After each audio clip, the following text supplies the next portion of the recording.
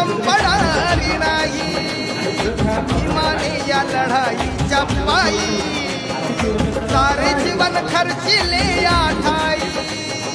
तुम्ही आता उतरा या मैदानी, प्रत्येकाने बना स्वाभिमानी.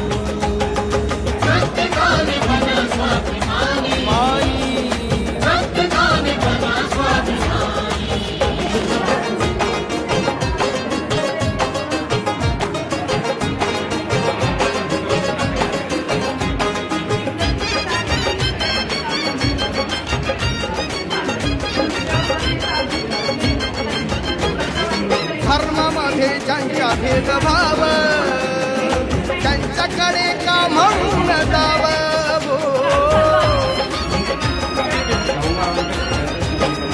धर्मामध्ये ज्यांच्या भेदभाव